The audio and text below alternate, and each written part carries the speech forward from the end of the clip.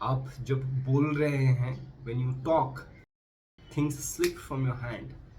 When you learn to be quiet, जब आप शांत होना, मौन होना सीख जाते हैं, तब आपको वो प्राप्त होना शुरू होता है जिसके आप हकदार हैं, जिसको आप डिजर्व करते हैं।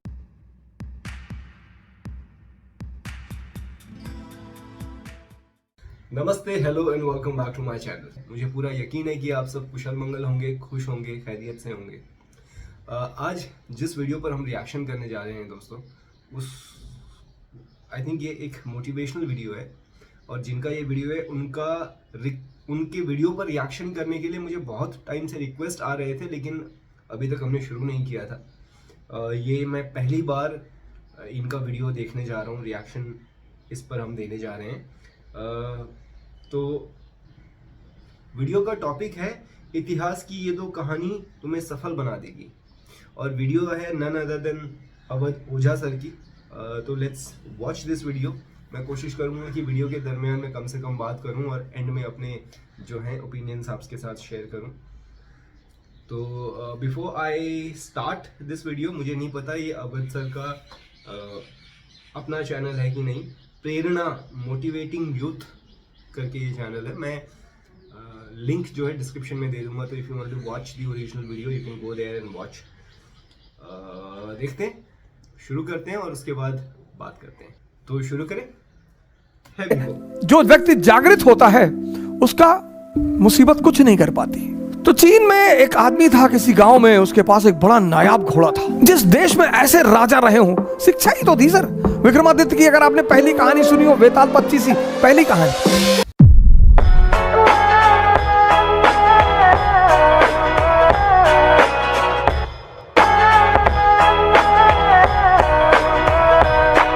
तो मैं वो कहानी सुना रहा था कि कैसे जो व्यक्ति जागृत होता है उसका मुसीबत कुछ नहीं कर पाती।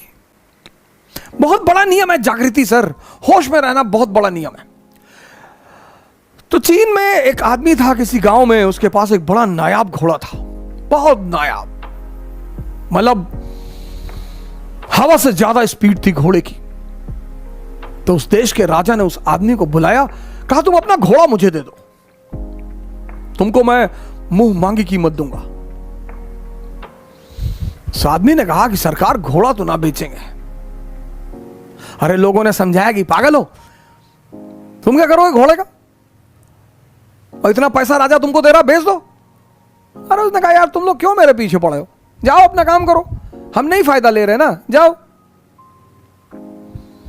एक दिन क्या हुआ, घोड़ा भाग गया।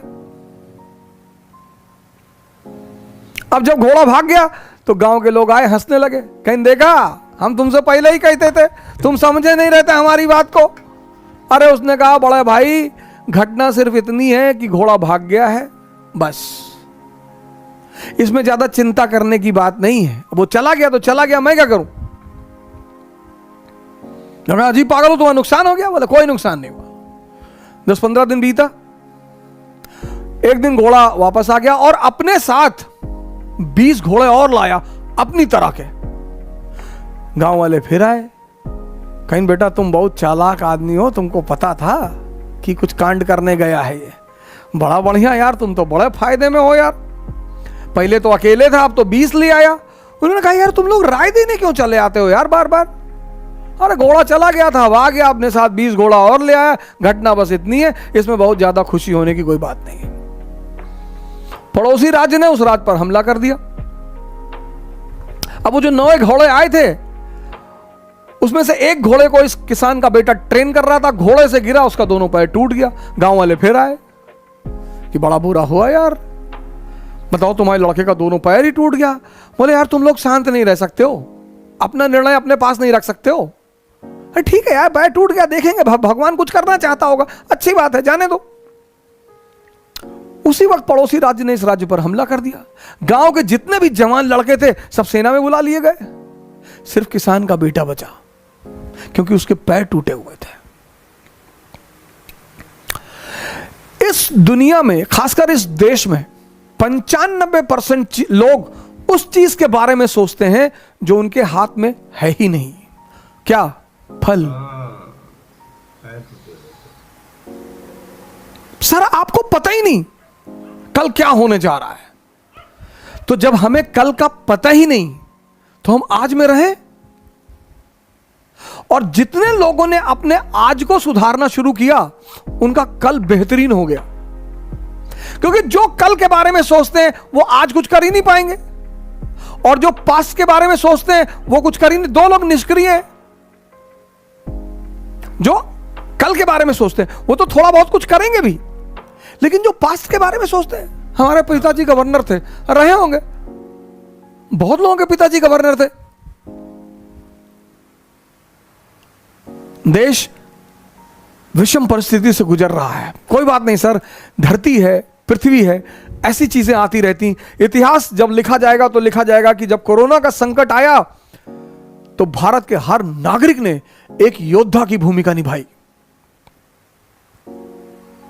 इतिहास अब यह ना लिखा जाए कि महमूद गजनी आया तो भारत के लोग भाग गए, तैमूर लेम आया तो भारत के लोग भाग गए, नादिर शाह आया तो दिल्ली के लोग भाग गए। ना ना ना ना, अब जब इतिहास लिखा जाए तो अब यह लिखा जाए कि जब कोरोना का संकट पैदा हुआ तो भारत देश का हर नागरिक योद्धा बनकर खड़ा हो गया। ये हमारे दुश्मन उलझाना चाहते हैं, ये इनकी गलती उनकी गलती। गलती तो है, मानी सी बात है, गलतियां तो की है, सरकारों ने की है, पार्टियों ने की है, दलों ने की है, नेताओं ने की, गलती तो है, लेकिन इस वक्त ध्यान भटकाने का नहीं है सर। जिस देश में ऐसे राजा रहे हों, शिक्षा ही तो थी सर। विक्रमादित्य की अगर आपने पहली कहानी सुनी हो, वेताल 25, पहली कहानी विक्रमादित्य जाता है। सोचिए क्या शिक्षा देने का तरीका था हमारे देश में, कहानी सुनाकर संदेश देना। उस देश में ऐसी किताबें छपने लगी जिनसे कोई मतलब ही नहीं। किताबें तो किसी को भी महान बना दे, बशर्ते वो आपसे बात करने लगे। किताबें जल्दी किसी से बात नहीं करती सर, पढ़ते बहुत लोग हैं, बात वो दुनिया में बहुत कम लोगों से करती हैं। बोलती हैं किताबें सर, और एक बार किताबें आपसे बात करने लगी, कंडीशन क्या है, किताब आपसे बात करेगी, मन शांत हो जाए। जैसे आप किताब पढ़ रहे हैं और आपका पीछे का मन बड़बड़ा रहा है, कहीं और बैठा हुआ है, तब वो समझ जाती है कि आप मेरे पास है ही नहीं, आप तो कहीं और बैठे हैं। इतनी सेंसिटिव होती हैं किताबें। इसीलिए भारत देश में हम जब किताब से पैर लग जाता है तो हम उसे उठाकर अपने मत्थे पे लगाते हैं। इसका भी मजाक उड़ाया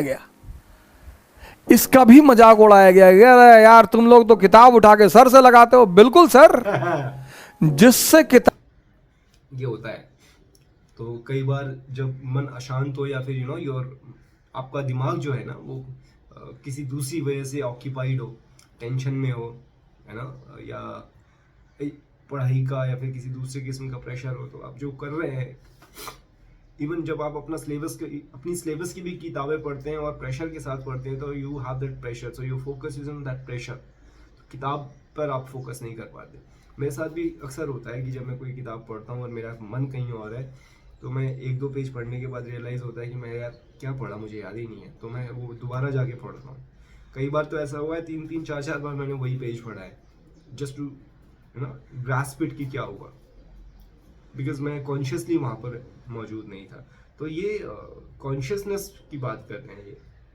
और एक बहुत खूबसूरत बात कही इन्होंने कि प्रेजेंट में रहने की, इस पर हम बाद में बात करेंगे। मैंने सोचा तो था, कहा तो था कि बीच में डिस्टर्ब नहीं करूंगा, वीडियो पूरा चलने दूंगा, बट आदत से मजबूर है। किताबें बात करने लगे, और एक ही शर्त है किताबों की बात करने का, अगर आपका मन शांत है और आप सिर्फ उन्हीं से बात कर रहे हैं, तब वो आपको जवाब देंगी पलटकर। और अगर आपका मन शांत नहीं है, आप पढ़ते रहिए जितना आपको पढ़ना है, एक लाइन।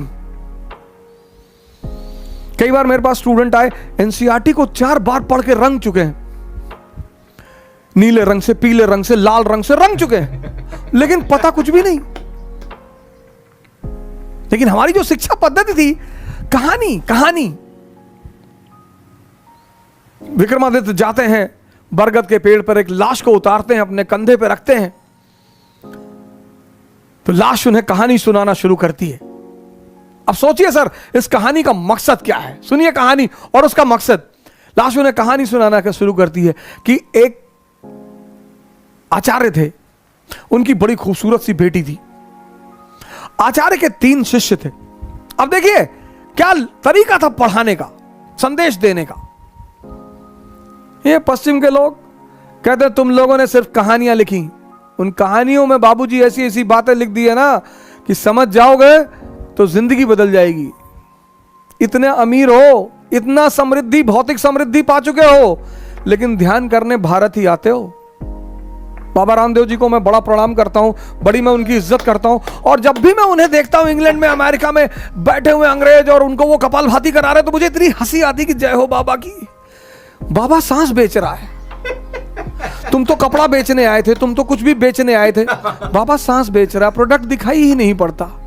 बाबा हमारा बहुत बड़ा बिजनेसमैन है, सांस कोई कमोडिटी ही नहीं है, बेच रहा है। और हम हिंदुस्तानी, हम उनका मजाक उड़ाते हैं। आप उनसे असहमत हैं, वो एक अलग बात है। हो सकता है आप उनकी राजनीतिक विचारधारा से असहमत।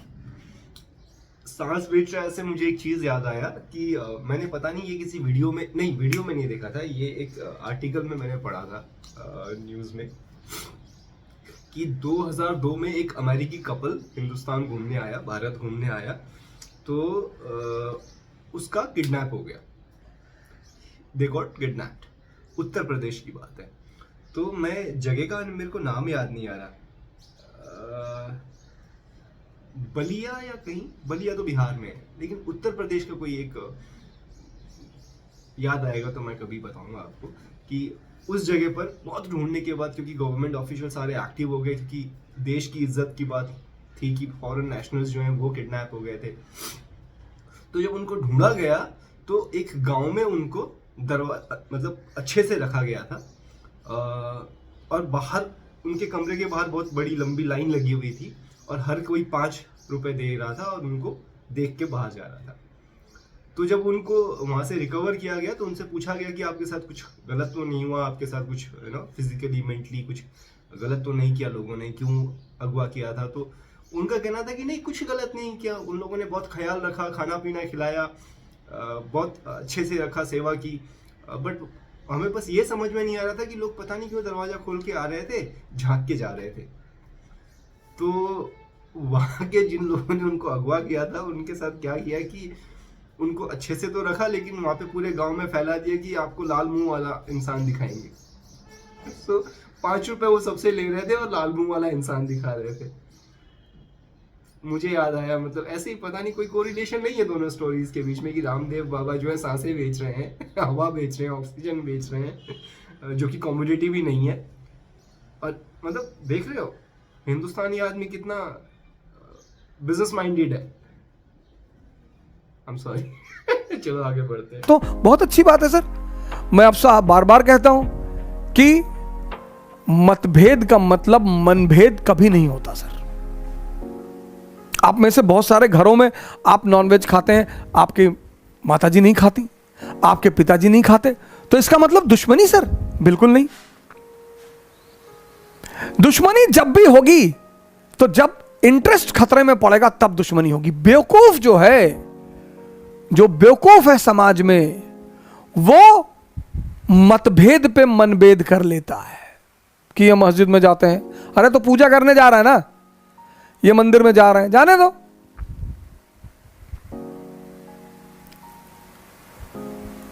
तो लाश ने विक्रमादित्य को कहानी सुनानी शुरू की कि एक गांव में एक आचार्य जी रहते थे, उनकी बड़ी खूबसूरत बेटी थी और उनके 3 शिष्य थे, और तीनों उस लड़की को बहुत प्यार करते थे और तीनों बड़े योग्य थे। आचार्य जी को भी लगता था कि यार योग्य तो तीनों है, लड़की को भी लगता था कि योग्य तो तीनों है, तो शादी किससे करूं? बाप और बेटी दोनों बड़े कंफ्यूज थे कि विवाह किससे किया जाए।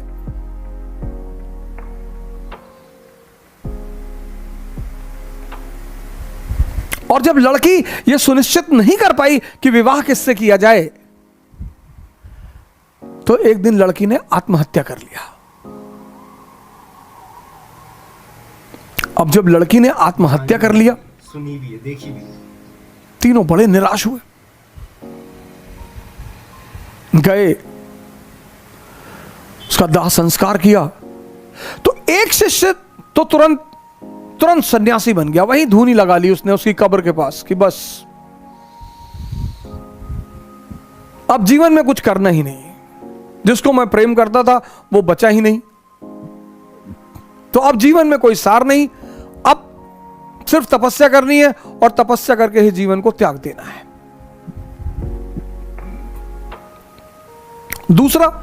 दूसरा फकीर बन गया,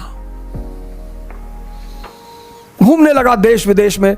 उसे पता था कि हिंदुस्तान में कुछ संत हैं जो फिर से जीवित करने का मंत्र जानते हैं। लगा वो उन संतों को खोजने जो फिर से जीवित करने का मंत्र जानते थे। तीसरा जो उसमें था, वो डेली जाता था, उस मृत शरीर पे मसाला लेप लगाता था, साफ करता था, फिर उसे वहीं रख देता था। अब ये सिलसिला कुछ वर्षों तक चला, 2-4 वर्षों तक चला। तो वो जो घूम रहा था चारों तरफ, फकीर बन गया था, मंत्र की तलाश कर रहा था, पुनर्जीवन देने के मंत्र का जो तलाश कर रहा था, उसे एक दिन कुछ महात्मा लोग मिल गए, वो उस मंत्र को जानते थे। उसने उनकी सेवा की, उन्होंने उसे वो मंत्र सिखा दिया। जैसे ही उसने मंत्र सीखा, वो भगा वापस गांव की तरफ।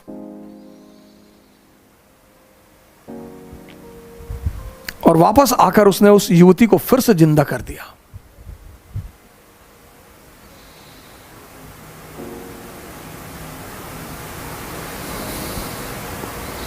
जब उसने फिर से जिंदा कर दिया, तीनों दावेदार फिर खड़े हो गए और अब तो युवती और सुंदर हो गई। तब उस वेताल ने विक्रम से पूछा कि विक्रम बता कि अब लड़की को किससे विवाह करना चाहिए। अगर तेरे मन में उत्तर आ रहा है और तू जवाब नहीं देगा तो तेरे सर के टुकड़े टुकड़े हो जाएंगे, और अगर तूने जवाब दिया तो मैं तुझे छोड़कर चला जाऊंगा।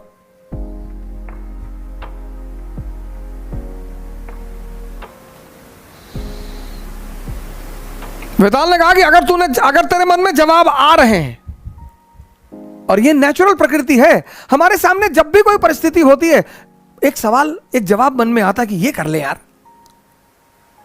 नेचुरल प्रकृति है, नेचुरल जवाब आना ही है। तो वेताल ने कहा कि देख विक्रम, अगर तेरे मन में जवाब आ रहा और तूने मुझे नहीं दिया तो तेरे सर के टुकड़े टुकड़े हो जाएंगे, और अगर दे दिया तो मैं चला जाऊंगा।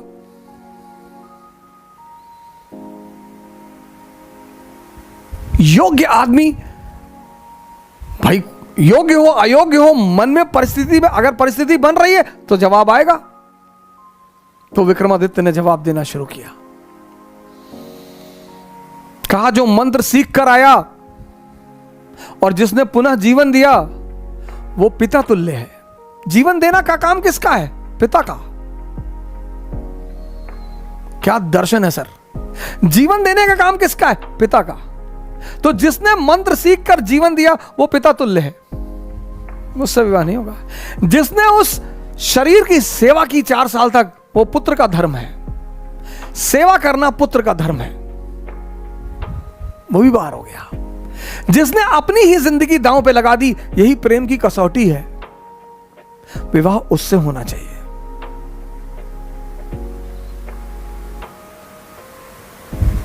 यह था शिक्षा देने का तरीका। और जैसे ही विक्रमादित्य ने जवाब दिया, वेताल उड़ चला कि तूने बोल दिया विक्रम। यानी अब सुनिए, इस कहानी का दूसरा उद्देश्य क्या है?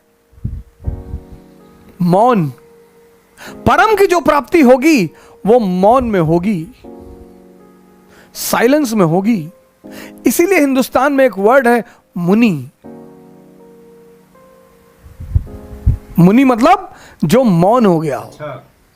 परम की जो प्राप्ति होगी, परम की 25 बार विक्रम जाता है, 25 बार वेताल उससे सवाल करता है, 25 बार वो जवाब देता है और वेताल हमेशा निकल जाता है। और जब अंतिम बार विक्रम चुप हो जाता है,